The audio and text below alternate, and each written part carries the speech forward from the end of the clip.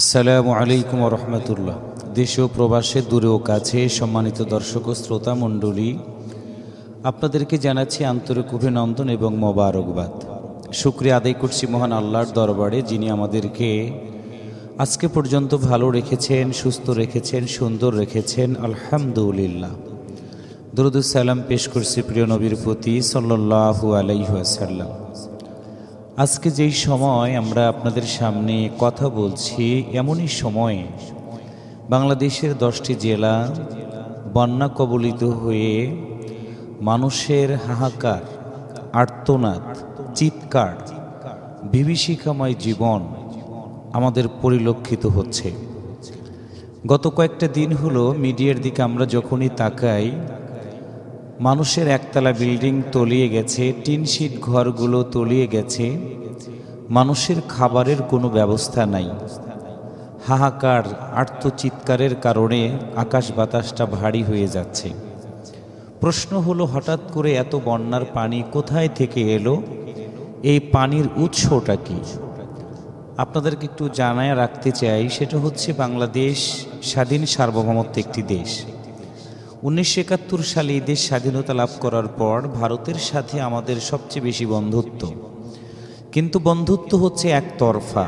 কারণ হলো, বাংলাদেশ থেকে তারা সব কিছু নিয়ে নিবে, লুটপাট করে নিবে, হিস্সা অনুযায়ী আমাদেরকে তারা কোনো কিছু দিবে না।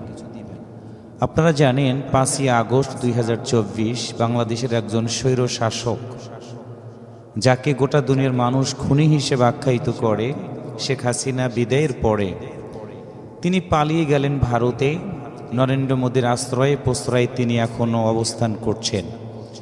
চিন্তা করে দেখলেন, বাংলাদেশ সহ গোটা দুনিয়া যখন শেখ হাসিনার বিরুদ্ধে, কারণ শেখ হাসিনা এমনই একটা মানুষ যিনি আলেমদেরকে হত্যা করেছেন, মা বোনদের ইজ্জত আবরুগুলো হরণ করেছেন, আয়নাঘর নামক তৈরি করে সেনাবাহিনীর অনেক বড় বড় অফিসারদেরকে অন্ধকার ঘরের ভিতরে রেখে দিয়েছেন দিনের পরে দিন। মিডিয়ার সামনে আমি কথা বলছি, মিডিয়ার ভাইদেরকে গ্রেপ্তার করে নিয়ে তাদেরকে আয়না ঘরের ভিতরে রেখে দিয়েছে। জামাত ইসলামী, বিএনপি, ছাত্র শিবির থেকে শুরু করে সকল দলের রাজনৈতিক নেতৃবৃন্দকে তিনি গ্রেপ্তার করে নিয়ে ডিজিএফআই এর মাধ্যম দিয়ে আয়না ঘরে রেখে দিয়েছেন।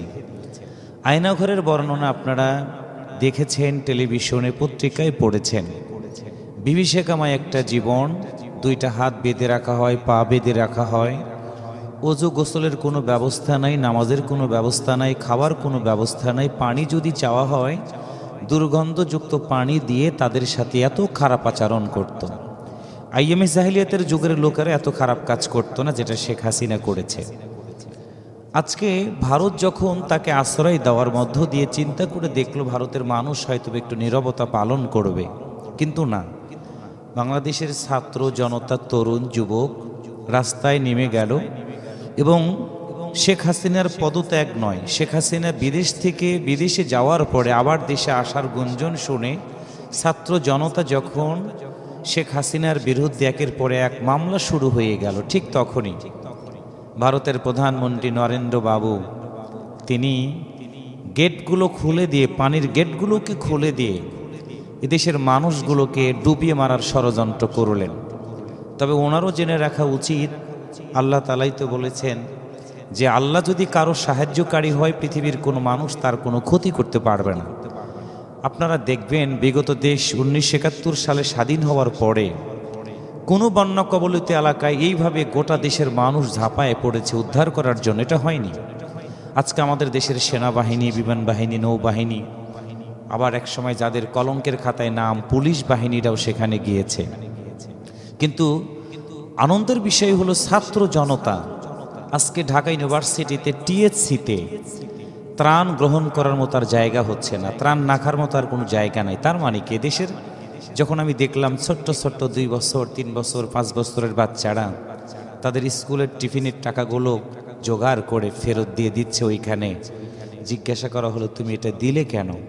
তখন ওই ছোট্ট বাবুগুলো বলছিল, টিফিনের টাকাগুলো জোগাড় করে রেখে দিয়েছে, আমি তো খাই, কিন্তু বন্যা কবলিত এলাকার মানুষ তো খেতে পারে না, তাদের খাবারের জন্য আমি আমার টিফিনের টাকাগুলো দিয়ে দিচ্ছি। মুরব্বী মানুষ চা নাস্তা খাওয়া বন্ধ করে দিয়েছে, চাকরিজীবীর একদিনের বেতন দিয়েছে। প্রতিটা মানুষ পানি নিয়ে, শুকনা মুড়ি, শুকনা চিরা, রুটি নিয়ে তাদের পাশে দাঁড়িয়েছে। এই বন্যা আসার মধ্য দিয়ে আমাদেরকে একটু জিনিস ভাবতে হবে, গজব আল্লাহর পক্ষ থেকে হয়, কিন্তু পরিকল্পিত গজব হওয়ার কারণে আমাদের এই দেশের মানুষ দমিয়ে যায়নি, তারা হেরে যায়নি, তারা জাগতে শিখেছে। আমার দেশের ছাত্র, তরুণ, যুবকেরা সেখানে গিয়েছে, সে অসহায় মানুষগুলোর পাশে দাঁড়িয়েছে এবং আল্লাহর সাহায্য কি নিয়ামত। এদেশের আলেম ওলামারা দোয়া করছে। প্রচণ্ড বৃষ্টি ছিল, বৃষ্টিগুলো বন্ধ হওয়ার কারণে আজকে পানিগুলো কমতে শুরু করেছে এবং সেখানকার রাস্তাঘাটগুলো দেখা যাচ্ছে। এক কথায় ভারত চেষ্টা করেছিল পানিতে মারবে, আমাদেরকে ডুবিয়ে ডুবিয়ে মারবে, কিন্তু আল্লাহ তাআলা আমাদের প্রতি দয়া করেছেন। ফ্যাসিস্ট হাসিনা বিদায় হওয়ার মধ্য দিয়ে আমাদের দেশের প্রতি আল্লাহ তাআলা রহমত দিয়েছেন। আপনারা জানেন, দীর্ঘদিন হলো আমাদের এই দেশে বৃষ্টি হয়নি, কিন্তু অনাবৃষ্টি ছিল। শেখ হাসিনার পতনের পর যেদিন তিনি চলে গেছেন এই দেশ ছেড়ে, ওই দিন থেকেই দেখলাম আমরা অঝরে বৃষ্টি হচ্ছে। তার মানে কি, এদেশের পামপঙ্কিলতাটাকে দূরীভূত করার জন্য আল্লাহ তাআলা বৃষ্টি দিয়ে রহমতের জমিনটাকে ঠান্ডা করে দিয়েছেন। কারণ হলো শেখ হাসিনা আল্লামা সাইদি সাহেবকে তিনি ফাঁসির রায় দিয়েছিলেন। অসংখ্য আলেম ওলামাকে পৃথিবী থেকে বিদায় করার ষড়যন্ত্র করেছিলেন।